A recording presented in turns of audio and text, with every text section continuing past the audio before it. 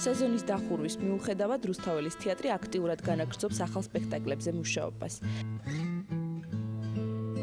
ჩვენ გადავწყვიტეთ ერთ-ერთ რეპეტიციას დავსწრებოდით. ნახოთ რა ხდება რუსთაველის თეატრში. მინდა გიყვარდეთ, საბოლოოდ დაგნებდით უკვე, რადგან დავმარცხდი საბოლოოდ, მაგრამ წიწილა ისევ ცეკვავს და ვერ ჩერდება. აქ ახლა რეპეტიცია მიმდინარეობს.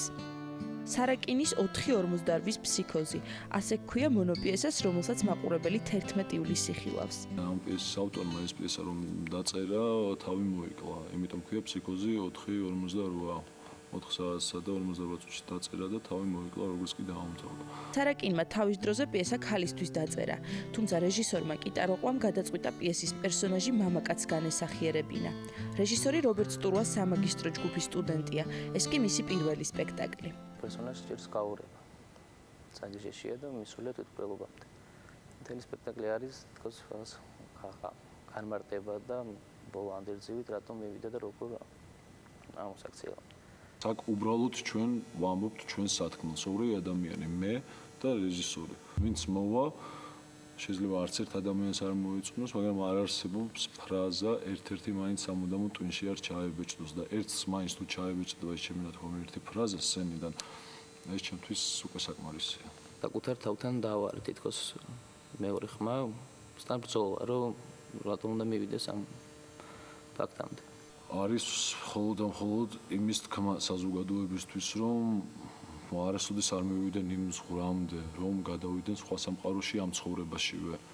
ყოველთვის დაელოდონ იმ ცხოვრებას და არასოდეს არ გავედონ, არ ითამაშონ სიგიჟე, რადგან იმდანაც მომხიბვლელი არის სიგიჟის თამაში, რომ ბოლოს შეიძლება აღმოჩნდე იქ, საიდანაც დააღწევა თავის არაფსებს. მონოპიესის გმირი, როგორც მიხვდით, მსახიობი ბესო ზანგურია.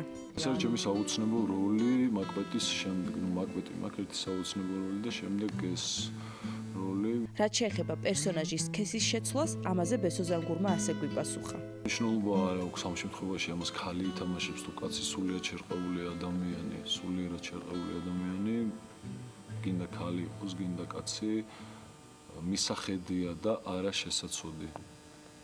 ანუ რაღაც არც სიბრალულის გრძნობა მართებს მე მათი, არც გაბრაზება, არც არაფერი, უბრალოდ ისინი არიან მისახედები.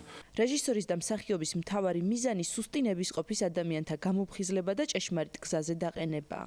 აზრი ამ პიესის დადგმის და ჩემი თამაშის არის მხოლოდ ერთადერთი მოწოდება ადამიანებისთვის, რომ ყოველთვის არსებობს გამოსავალი, ყოველთვის არსებობს ის დღე, როდესაც გამოჩნდება რაღაც, ანუ ვიღაც ზემოდან შენ გვერდზე თუ საიდანღაც ღმერთის წყალობით, რომ აი ეს უბედური და საშინელი გზა არ აერჩიონ, ანუ ვამბობთ იმას, რომ ადამიანებმა არ მოიკლან თავი. ერთი მსახიობი, ერთი რეჟისორი, ბევრი ემოცია. მსახიობი ბესო ზანგური 11 ივლისს 45 წუთის განმავლობაში შეეცდება გადმოგცეთ ის ემოცია, რაც პიესას თანსდებს.